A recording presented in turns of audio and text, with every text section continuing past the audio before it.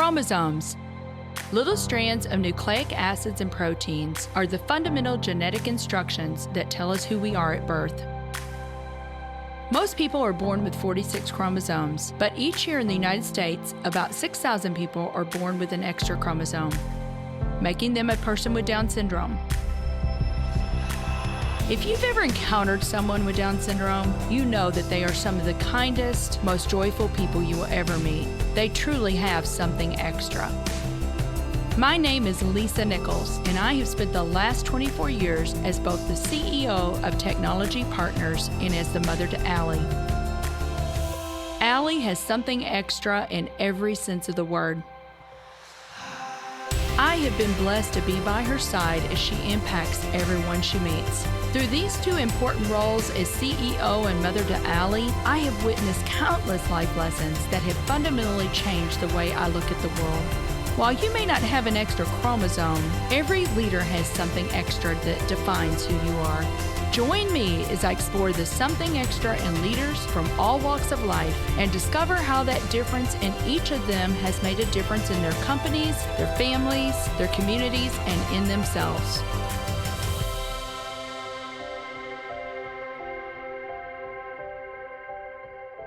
I'm delighted to have Eric Eager on the show today. Eric is a serial entrepreneur and is the co-founder of 4 Impact Data. If you like this episode today, please go to Apple Podcasts or wherever you listen and leave us a 5-star rating. So, Eric, welcome to the Something Extra podcast. I am so happy that we were able to make this work. And we have to give a special shout out to our mutual friend, Patricia Asp, because she's the one that connected us. Absolutely. I'm so excited about our conversation today. So, our listeners, you are in for a treat. Eric is a serial entrepreneur. He's founded many companies. He's ran companies. He is super passionate about helping entrepreneurial businesses from the startup to the exit. And we're going to talk about all kinds of things today. But before we get into all that, Eric, I want you to tell us about the great state of Texas, because I know you were born and raised. Tell us a little bit about how you grew up. I love Texas. I diverted off to Louisiana for a few years, but I got back as fast as I could. The great thing I love about Texas, there's so many different regions. You can go from the mountains down in Big Bend country all the way to the Piney Woods in East Texas to down to Houston and get to the Gulf Coast. And then obviously my love is Dallas. So, I mean, you got everything, all types of people, all types of businesses. Love it. Grew up here most of my life, and most likely, God willing, I'll end up here as well. Yeah. I know you guys are kind of outdoorsy type people. Have you done any wild boar hunting, Eric? We're more kind of the hiking. I had 2 boys go through Boy Scouts, and so we did a lot of hiking and training, and we went and did all the high adventure camps. Unfortunately, the best one, Philmont in New Mexico, but timing had it that one year a fire burned out and then my son broke his foot. So we did all this training and caring for gears, but we had enough different outdoor adventures and stuff to do. So more hiking than anything. That is really special. So let's get a little bit into your career, because I know that you went to school in Texas and then you began your career, which I personally love this company. I know the former CEO for EY. I have so much respect for EY. And I've often said to young people, EY or a company like that, one of the big firms, is a great place to start, because you get so much exposure. And I know that you were there for a few years. So you started your career there, but very quickly you jumped onto the entrepreneurial wagon, maybe after 3 or 4 years, something like that. Well, I started out in an entrepreneurial services group in EY, and I was very thankful for the time there, because they just give you so much exposure to so many areas. And the nice thing about it, they don't make you, quote unquote, sit on the bench like a lot of companies where you got to kind of sit and wait. You're right in there in the thick of it and learning and experiencing. But, after watching all these entrepreneurs and learning, and they had some phenomenal companies go through and seeing all the audit, tax, and management consulting, I finally caught the bug. I left and I worked at a car dealership. I worked there for 6 years and learned all the stuff about how car dealerships operate. And what happens is that they make more money on the accessories in new cars than they actually do on the cars themselves. I did not know that. That's crazy. And so it's all about moving units. And one of the things that we learned is that aftermarket bolt on accessories, those wheels and tires and all the extra stuff, I had a chance to work with a company while I was in school. And then one of the partners in that business wanted to start another business. And so I didn't know what I didn't know. So I'm a recovering CPA, as I like to say, jumped off and we started a business we had about $25,000 in cash and lots of lines of credit with vendors. So we learned really fast for entrepreneurs out there. There's a term called cash conversion cycle. And we learned how to get inventory in and out the door quickly and monitor and watch every dollar. That was my first entree in entrepreneurship. And back when you had the network cabling, well, guess who was pulling the cable in the warehouse? You. You got it. And so we grew that business. We were doing business with about 600 dealerships throughout Texas and surrounding states. Eventually brought in some partners who wanted to expand it. And this was lesson number one. Learned you bring in advice. And again, I kept having this, what do I know? I don't know what I don't know. Here's some experts that came in. Well, experts come in and they didn't really understand some of the business. And eventually I sold my interest off to that business partners. And eventually, as a lot of entrepreneurs, that business eventually closed. A lot of us could have gone, woe is me. And, this is horrible because that's just never fun. It's easy for outside people to say, you're learning lessons, this and that. Well, you're not the one taking all the gut punches at the time. So it's hard days. It's hard. I know. But learned invaluable lessons. Number one thing I give advice to entrepreneurs, like I said, I'm an accounting background. And I said, if you only have one financial statement to look at, there's an income statement, there's a balance sheet, and a cash flow. I would say cash flow, cash flow, cash flow. Because it doesn't matter what it says in these books. Cash is king. And make sure you got more cash coming in than you got going out. And monitor. And making that happen is the secret, right? Making sure that you have more cash coming in than going out. But it's somewhat of a simple formula, but not always easy. We dusted off that business and started the same business over again with, it was one of my fraternity brothers. I brought him into that business and we started that business. Kind of the same thing. So we were able to get a restart. And so we restarted, had some great years. And again, we expanded into multiple cities, multiple locations. So kind of took the knowledge and lessons learned and applied it there. But now here's the other thing that hits you. Sometimes there's just market conditions that hit you that are totally outside your control. So that business got caught up in one of the recessions back in the 2000s. And so people stopped buying cars. We could leverage and risk manage all we wanted to.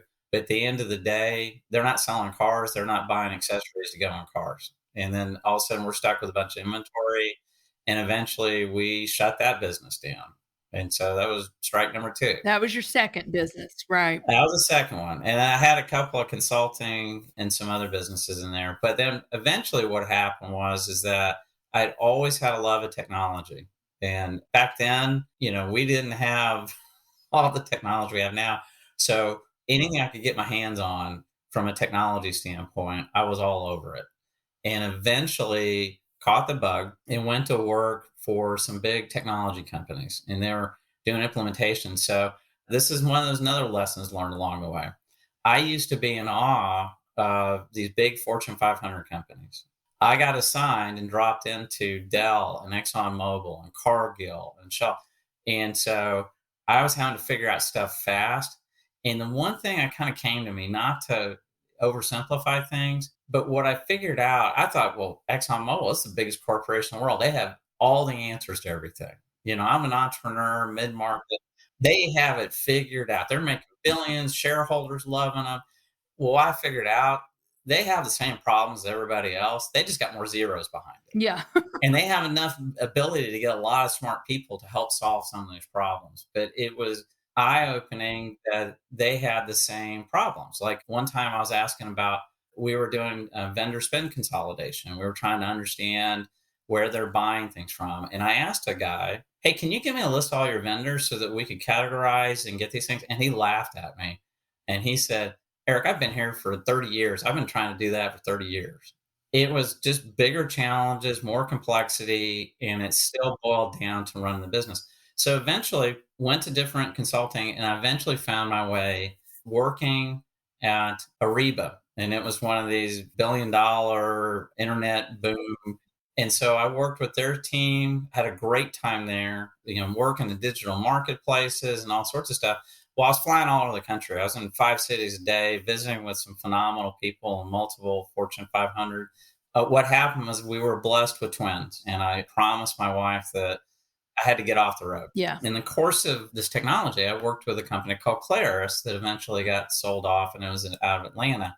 Well, some guys had started that. It was a founder, Mr. George McMahon, and he's technical genius. He had started a company, and I didn't know him, but I knew some other people, and they asked me to come work his small company. It was about 20 people at the time. And so that started my journey into technology and software development. Was And that BizNet software? yep, Right, and then you ended up eventually becoming the president of that company. exactly. And, I guess the key thing is that we didn't really officially have titles. So one of the things we learned for outside world, you had to put some title on it. But, the name of the game was the founder.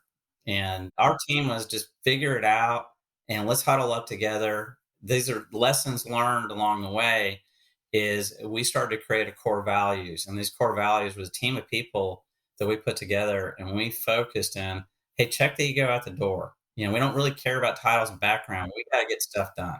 That was a long ride from a technology standpoint, but thanks to the founder, because we had some ups and downs, and there was times that I could have been, hey, this isn't working.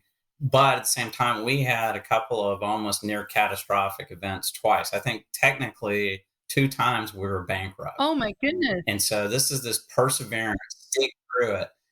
One was one crash. Again, learning from the founder and other good people. I saw too many CEOs and other people when things go down and they just kind of ink out. They don't cut their expenses fast enough. And I saw him cut quickly. And a couple of those moves I learned from, this saved the business. And it hurt. I mean, those are painful times, but it saved the business and it saved other individuals. It saved families' incomes. Yeah, and those aren't easy things to do. If anybody thinks that the entrepreneurial journey is a get rich quick scheme, it's not. And there's going to be hard times, right? Yeah, You and I've talked about this, but you say something about oxygen. You need just enough oxygen to get to the next level. And sometimes that's the way that it feels, right? absolutely. At BizNet, we had some great team members, and it was just a phenomenal ride. The name of the game at the end of the day is like you're playing a video game, and you just got to get extra lives. What happens is it's kind of like, I grew up playing Donkey Kong and Pac-Man and all that when I was growing up.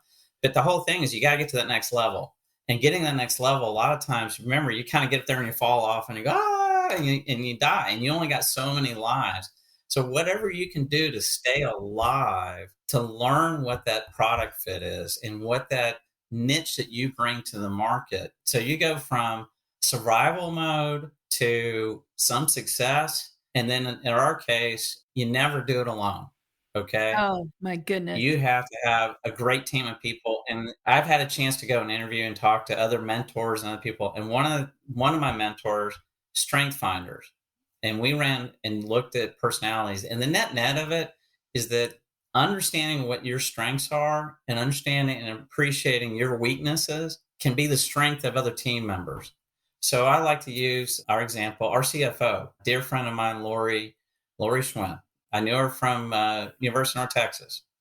I was big picture, strategic, and you're kind of looking around the corner and what's coming up and what we can do.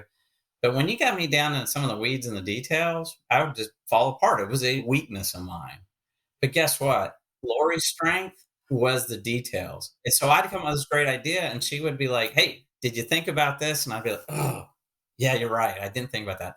And so we had a team of people, the founder is phenomenal. I had ideas. He had wild, crazy ideas. Right. It was what made him special. But we had that team of people. But what we realized over years, because you dig through those foxholes a couple of times and you find out how do you get to the core of things, but you learn to appreciate the weaknesses that I have or the strengths of others and surround yourself with people who complement you. I love it. And you know what? It costs $20. Strength Finders is a $20 book. The code is in the back of the book. You know, if you buy the book, you can take the assessment. But I think it's so important to know yourself and then to know your team. But we've got so much more that we need to talk about, Eric. But we do need to take a quick break, and then we'll be right back with Eric Eager and Something Extra. We at Technology Partners understand the difficulty to find work that is engaging, yields high pay, and facilitates a work-life balance. Over the past 25 years, we have enhanced the IT teams of over 244 client companies and placed more than 3,000 IT professionals with them on short-term or permanent basis. Our staff includes over 300 experienced IT professionals. So if you're looking to take the next step in your career, visit jobs.technologypartners.net, apply for a job, and one of our expert recruiters will be happy to connect with you. So welcome back, everyone, to the Something Extra podcast with Eric Eager. So Eric, we have talked about so much. You have given so many tidbits of wisdom, but I would love, just summarize, if you will, what are some of the major takeaways? And I mean, we've talked about mentors, we talked about cash is king, we've talked about a lot of those, but just summarize those for us real quickly before we move into some other areas. To end the story with BizNet, we grew it to 52 different countries. We were in 3,000 companies globally, and eventually were acquired.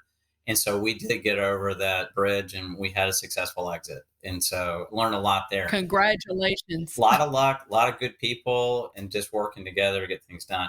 If you don't remember anything, the top 2 or 3 things I remembered along the way. A, people are the core of your business. And so make sure to surround yourself with people that are complementary to your weaknesses. Okay, that's number 1. 2, cash is king. Monitor your cash. I don't care how big you are. My friend Pat, I talked to her. Big companies, big corporations, they will operate as if the parent company is just going to keep funding them cash. And so I don't care if you're mom and pop or if you're a division of a big strategic enterprise company, cash is to be monitored at every step. And then the last thing is that in today's world, you have to have data. Years ago, when I could make things through, I had the opportunity of time because things weren't changing so fast. Today, you've got to course correct quickly so that the timeframes that we used to have years and years to kind of figure stuff out, I think those are condensed into months. So the takeaway is make sure to pivot quickly and get data to make decisions now. We just don't have the luxury of time anymore. You have to move quickly or you'll be extinct. Absolutely. And that is the perfect segue. That's why technology is so important, because things do change so quickly. If you're trying to do all of this manually, there's no way that you can. I mean, you've got to have that data, but you've got to have technology to help you. And so that's why I'm so excited for our listeners to hear what you're doing today. So obviously you sold BizNet, you co-founded For Impact Data, and it was founded on this belief: everyone should have affordable access to impactful data. And it's reinventing how organizations pay for analytics and business expertise by codifying wisdom. And I love that term, codifying wisdom. I mean, you've learned a lot of wisdom over the years, right? But what you're doing today is you're assimilating this data. You're trying to help them get the information so that they can course correct before everything blows up. Yeah. So tell me a little bit about For Impact Data. So in BizNet, what happens, we integrated it to 52 different systems, from manufacturing and distribution and all walks of life. And we had this great analytics tool and we were showing stuff. What happens is, like, we had 15 manufacturing systems. And it was funny because we'd be demoing, selling, and I kept hearing this happen. We'd be presenting to an executive or a founder or, and they'd be like, whoa, wait a minute, show me that report again. They were asking the same questions over and over again. Didn't matter what back-end system we had. People running the company were asking the same questions. And so that kind of led me to this thought of, well, wait a minute, there's more data than we have in the history of people on this planet right now. Sifting through that, it was like, wait a minute, I've learned through life, and I was lucky enough to hang on and get through an exit, that I look back in time. So if I asked you, Lisa, and I asked other successful people who have been through the journey and look back and say, hey, knowing what you know now, what would you do over? And what happened was, is I kept seeing this pattern of talking to successful people, and they want to pay it forward. They're like, hey, listen, I've been blessed. I am very thankful. And all I want to do is share it so people don't step in the same pothole as I did.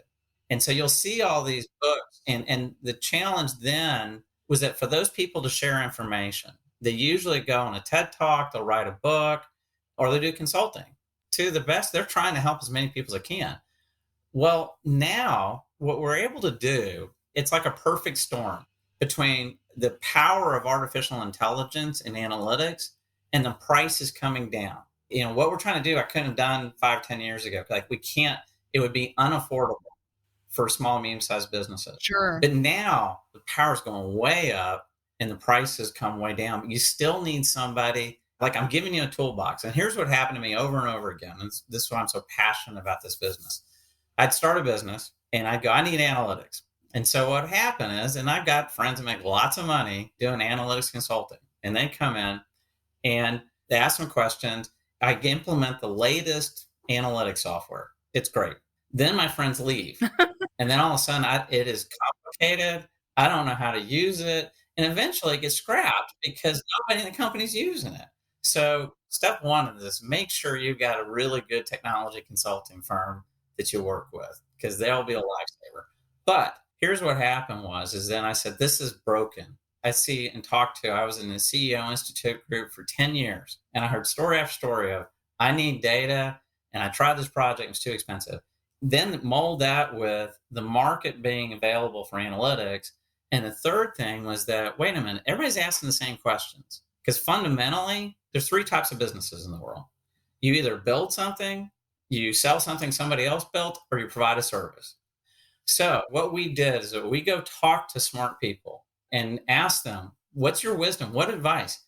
And then we take that and we said, if I can go answer those questions, let's go see what question we need to answer first and start mapping it back to the data that measures that. And so build a system that's not going to throw 82 metrics and get into consulting speak. It's literally answering questions like, how many days can I survive with no revenue? Who are my best customers? Where are my customers located at? And so we're taking all that and baking it into a system that is on the, I want to say, the early edges of providing codified wisdom so that people don't make the same mistakes that I did, and that we can condense that learning curve faster. And I'm not going to guarantee you success, but gosh darn it, I'm going to do what I can to help you learn from other good people so that you have a greater chance. Because I didn't have access to customer acquisition costs, as an example. I didn't know that. So we spent all this money going to trade shows, and we found something that worked. And we spent literally hundreds of thousands of dollars on trade. Thousands of dollars. Yes. And those things work, don't get me wrong, but you got to monitor how much does it cost to get a customer in. Wouldn't you have loved to have had that data? Oh my God. Because if you did, then you do more of that, right? The things that work. You get it. Again, this staying alive and long enough to figure it out. Well, we got to condense that time frame down so your learning curve gets much, much smaller. We have some phenomenal people sharing their knowledge. Like my friend Pat, I got friends of mine with the Harvard Alumni Business School group, and they are so kind and generous with their time in helping us. Eric, at the end of the day, our purpose, we want to see more successful businesses, correct? Bingo. Exactly. Boy, I mean, the ripple effect of a successful business to the people's lives that are employed by that business. I know there's a stat out there that says only 5% of the 15 million companies in the United States grow bigger than 20 employees. Exactly. When I saw that, there's so many things to hit ceilings. A, to survive. 2 is then you get to a certain size. The reason I get to a certain size is that I'm having to learn. I'm having to understand. I'm having to figure out the things I didn't have the luxury. So what we end up doing, because here's the other aha moment. Here's what happens when you walk into my company and I say, well, my data is so unique and your needs are so unique. I've got to custom build your stuff. Well, After integrating with 52 different systems, and don't take a knock on our wonderful IT consulting AI people out there. They have a great job and do great things. But here's what I kept finding. You peel back the covers, and whether it's SAP or QuickBooks, guess what? In accounting, you got debits and credits. I peel it all back, I've got customer invoices, I've got customer data. And so a long, long time ago, I used to be a warranty writer at the car dealership. So when you came in to get your car fixed, I was the guy that was sitting there behind the counter coding everything so that the dealerships would get reimbursed. 20, 30 years ago, when you brought your car into the dealership, it was all about you had to trust the mechanic because I didn't know. Sure. They'd Right. come up there and they'd listen and okay, well, it looks like your fan belt's bad, or you got something else. And I'd be like, how do you know that? Well, I just know my wisdom. Now, fast forward it to today. You pull your car in the shop, you plug it in, and it gives you all these diagnostics of what's wrong, what needs to be fixed. And that was one of those, again, aha moments. What if we built something where we could pull all the data out? And myself and I have some phenomenal partners in this business, and we've all been in the data plumbing business for a long time because big challenge is getting the data out. Well, we figure out how to do that. But once now I can run it through, I can plug your business into, or what we want to do is plug this business in, and it'll give you diagnostics and guidance. And it's what we've kind of come out with a product called BusyKG. And what we want to do is like a smart health device for your business. Yeah. And the price point on it, Eric, is so reasonable. It's not millions of dollars. I mean, it's a software as a service that companies can subscribe monthly to. And so I love what you're doing, and I cannot wait for our listeners to hear more about this. So it's what percentage of our sales come from repeat business versus brand new customers? I mean, all the questions that we all need to understand so that we can figure out how to keep doing more of the things that are working, keep doing more of that so that you can survive and you can continue to thrive as an organization. So much good stuff. But I want to ask you, this is called something extra. What do you believe, Eric, is the something extras that every leader needs? One thing is that back when we were in one of the ditches at one of my companies, and we had little cash, small group of people, and we had to execute. They had all these management theories, and we implemented something we called top three. And it was borrowed from Stephen Covey. Stephen Covey has this thing called wigs and pigs. Wildly important goals and pretty important goals. And pigs get in the way of wigs. What we came back and said, hey, listen, we only got a limited number of people. So what we're going to do is that we're going to list out our top three. And so when we were small, you could do it with 15 or 20 people. Each week we'd walk into a management team meeting and go, here's my top threes. If I can't get anything else done this week, I'm going to commit to get these three things. These are the three most important things I need to get done this week that will help us and the company grow. And eventually what happened is that you wake up and you got your heads down, you're executing. You wake up in 26 weeks and you got a whole bunch of stuff done. And I thought that, okay, that was just us at that stage, but I was helping a friend of mine at a tech company and they were getting lots of funding and he was struggling with it. And I just said, here's what worked for me. Try this top three and see if it works with your development team. And I checked with him a couple of months ago and he goes, kept it simple, straight to the point, and we're getting stuff done. Yeah. Oh, that is such an amazing piece of advice because I see taking on too much and then you get nothing done. Synthesizing it down to just those few. One of my favorite books is The One Thing. Yeah. Because it's looking at everything and simplifying. And so really having that discernment to know what those top three are. Now that's the secret. Well, and eventually we got too big. And we couldn't do that individually. We implemented objectives and key results. They're called OKRs. Yeah, OKRs. We do too. I thought, well, that's for Google, blah, blah, blah. Google implemented OKRs when they were 10 people, and they still use them today. And it aligns the net is that we were hiring people so fast. But what happened, I was concerned about team members jumping in, and we need you to be productive. And most people, in my opinion, we come to work, I want to do a good job. But I need to know, am I doing the right thing or am I doing the wrong thing? Exactly. Here's one more tidbit here. People want to help, but they don't know how I help. Hey, you know what? I'm just an accounts payable person. How is anything I'm doing helping with strategic vision of the company? We connected it because guess what? Customers engage with you. They don't care what department they engaged with you. Their satisfaction is anybody touches it. So if I'm paying our bills on time, if I'm doing these things, that helps the company get cash in. Helping company cash helps fuel R&D, which then helps the company succeed. So objectives and key results will literally pinpoint down to how am I making a difference in the success of the company. I love it, Eric. Thank you so much. Wow. So what do you, I know, I mean, I don't want to put words in your mouth, but what are you most excited about? I know what I'm most excited about when I talk to you, and that's this Biz EKG. Well, thank you. And yeah, that I am super excited because I mean, the thing about it is we're looking to help companies. Actually, we've had our business model reviewed by multiple experts. And the biggest challenge they said is that, hey, you guys aren't charging enough. But it doesn't stay true to our mission. And the mission is we're trying to help as many people as we can avoid the mistakes we made. If we can't do that affordably, then we're not helping people because the overall mission that we believe is that if we can help companies succeed, then that's more jobs for people. And if there's more jobs for people, then that helps everybody in the community.